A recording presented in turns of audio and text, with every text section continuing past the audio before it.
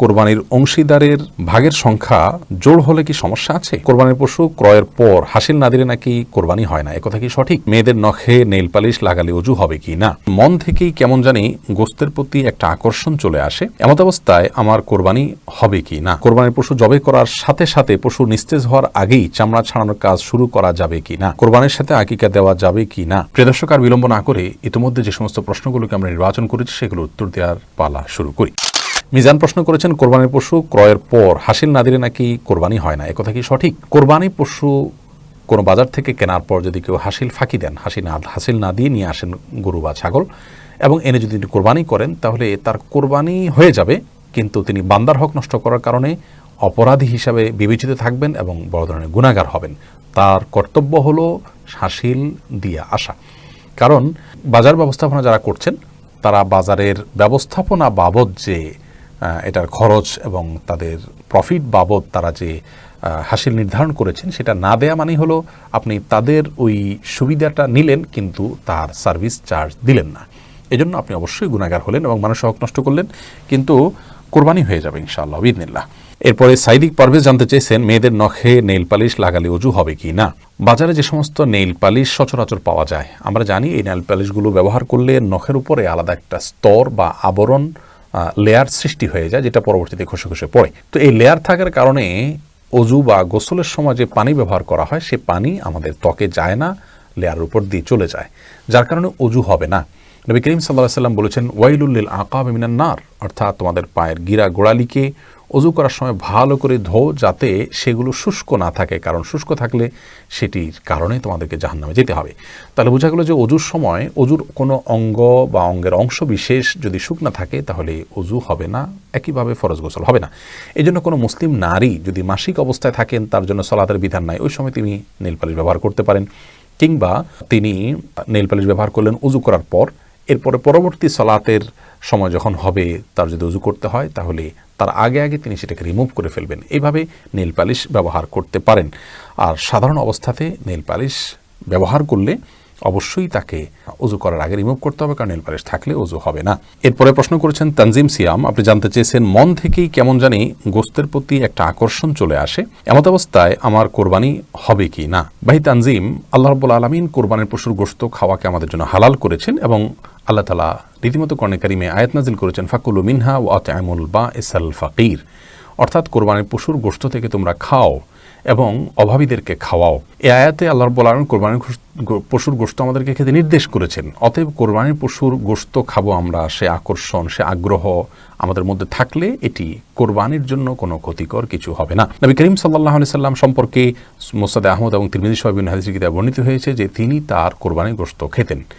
অতএব কোরবানির গোশতের প্রতি আগ্রহ থাকাটা দোষের কিছু নয়। তবে যদি গোশতটাই মুখ্য হয়, সওয়াবটা গৌণ হয় এবং গোশত সংগ্রহের জন্য, গোশত খাওয়ার জন্যই মূলত কোরবানির আয়োজন করা হয়, আল্লাহ মাফ করুন, তাহলে সেক্ষেত্রে এটি অবশ্যই কোরবানি নষ্ট হওয়ার কারণ হবে এবং এর কারণে কোরবানি বিশুদ্ধ হবে না, কোরবানির ইবাদতের সওয়াব পাওয়া যাবে না। হ্যাঁ, আমরা আল্লাহর সন্তোষের জন্য কোরবানি করছি এবং আল্লাহর দেওয়া হাদিয়া হিসেবে গোশত আমরা গ্রহণ করব, খাবো, সেই মানসিকতা থেকে গোশতের প্রতি আকর্ষণ থাকলে বা গোশতের জন্য অপেক্ষা করলে, আগ্রহী থাকলে সেটি দর্শনীয় হবে না। বিষয়টি নির্ভর করে একান্ত নিয়তের উপরে।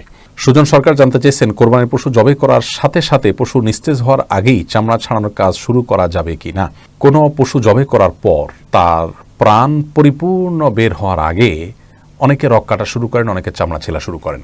বিশেষ করে কসাইরা অন্য আরেকটি পশুর কাজ ধরেছেন, সেটি ধরবেন, সেটার জন্য অনেক সময় দেখা যায় যে তারা তাড়াহুড়ো করতে থাকেন।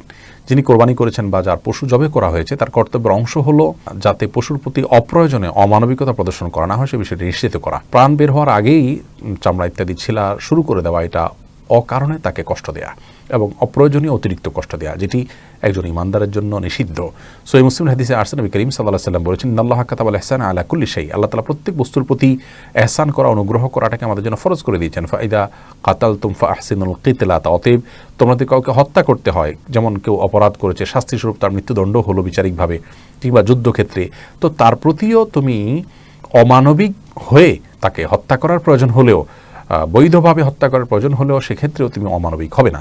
ওয়াইদা দাবাহতুম ফাহসিনু যিবহাতা, আর যদি পশু জবাই করতে হয় হালাল পশু, তাহলে সেক্ষেত্রে তোমাকে আল্লাহ তাআলা সে পশুর গোশত খাওয়া হালাল করেছেন ঠিক, কিন্তু এর মানে এই নয় যে তাকে অপ্রয়োজনে তুমি কষ্ট দিবে এবং অপ্রয়োজনে তার প্রতি অতিরিক্ত অমানবিকতা প্রদর্শন করবে। এই জন্য তিনি বলেছেন যে তোমাদের কেউ জবাই করার আগে যেন ভালো করে চাকু ধার দিয়ে নেয়। এ হাদিস থেকে বোঝা যায় যে প্রাণ বের হওয়ার আগে আগে চামড়া ছেলা শুরু করা, রক কাটা, এগুলো জায়েজ নয়, গুনাহের কথা। এরপরে প্রশ্ন হলো কোরবানির সাথে আকিকা দেওয়া যাবে কি না। কোরবানির সাথে আকিকা দেওয়া যাবে কি যাবে না এ নিয়ে সাম্প্রতিক সময়ে তুমুল বিতর্ক চলছে, অনলাইনে অফলাইনে সর্বত্র। হানাফি মাযহাবের ওলামায়ে কেরাম তথা ওলামায়ে আহনাফের দৃষ্টিকোণ হলো যে কোরবানির সাথে আকিকা বিশুদ্ধ হয়ে যাবে। আর এর সপক্ষে যুক্তি বা দলিল হলো যে নবী করিম সাল্লাল্লাহু আলাইহি সাল্লাম কোরবানিকে যেমন নুসুক বলেছেন, বিভিন্ন হাদিসে বিভিন্ন নসে ভাষ্যে এসেছে, ঠিক তেমনিভাবে আকিকাকেও নুসুক বলে অভিহিত করা হয়েছে। যেমন মুসনাদে আহমদ সহ বিভিন্ন হাদিসের কিতাব, মুওয়াত্তা মালিক সহ বিভিন্ন হাদিসের কিতাবে বিভিন্ন হাদিস বিশুদ্ধ সূত্রে বর্ণিত হয়েছে। নবী সাল্লাল্লাহু আলাইহি সাল্লাম আকিকাকেও নুসুক হিসাবে অভিহিত করেছেন।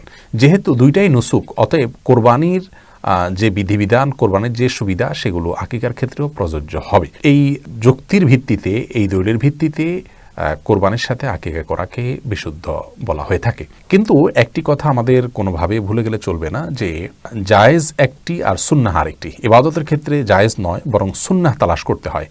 দুনিয়া বা জাগতিক ক্ষেত্রে মানুষ জায়েজ তালাশ করবে যে কাজটি জায়েজ কি জায়েজ নয়। জায়েজ বলা হয় যেটি করলে সওয়াব নাই, না করলে গুনাহ নাই, এটা হলো জায়েজ। ইবাদতের ক্ষেত্রে তো মানুষ সুন্নাহ তালাশ করবে। ইবাদত ফরজ, ওয়াজিব, সুন্নাহ, মুস্তাহাবের সম্মিলিত রূপকে বলা হয়। অতএব এখানে জায়েজ না তালাশ করে সুন্নাহ তালাশ করা উচিত আমাদের। আর যদি সুন্নাহ তালাশ করতে যাই তাহলে আমরা বলবো যে আকিকা সপ্তম দিনে করা হলো সুন্নাহ। কোনো কোনো হাদিসে 14 বা 21তম দিনে কথা এসছে। যদি কোরবানির সাথে আকিকা দেওয়ার জন্য আকিকাকে বিলম্ব করা হয়, যেমন আমাদের দেশে অহরহ এমন হয়ে থাকে, মানুষ করে থাকে, এই মাসআলা পেয়ে মানুষ একটা বড় অংশ, সবাই না, একটা বড় অংশ মানুষ তারা আকিকাকে বিলম্ব করে কোরবানির সঙ্গে গিয়ে আকিকা দেন। এটি যে অনুত্তম এবং অনুচিত সে বিষয়ে কোনো সন্দেহ নাই। অর্থাৎ এই কাজটি করা সুন্নাহ বিরোধী বা সুন্নাহর খেলাফ কাজ, যে আকিকাকে তার নির্দিষ্ট সময় থেকে বিলম্ব করে কোরবানি পর্যন্ত অপেক্ষা করা, কোরবানি পশুর সাথে আকিকা দিবেন, সেজন্য এটি সুন্নাহ পরিপন্থী কাজ। অন্তত এই জায়গা থেকে বাঁচা উচিত। তবে যদি কেউ কোরবানির পশুর সাথে আকিকা করেন তাহলে উলামায়ে আহনাফের দৃষ্টিকোণ থেকে সেটি জায়েজ হয়ে যাবে। এর পরের প্রশ্ন করেছেন এনায়েত করিম, আপনি জানতে চেয়েছেন কোরবানির অংশীদারের ভাগের সংখ্যা জোড় হলে কি সমস্যা আছে? না, এতে কোনো সমস্যা নেই। আমাদের সমাজে অনেকে মনে করেন যে কোরবানির অংশীদারদের সংখ্যা বেজোড় হতে হবে, অর্থাৎ একটা গরুতে বা একটা ওঁটে, বড় পশুতে 3, 5 কিংবা 7 জন মানুষ অংশগ্রহণ করতে পারবেন।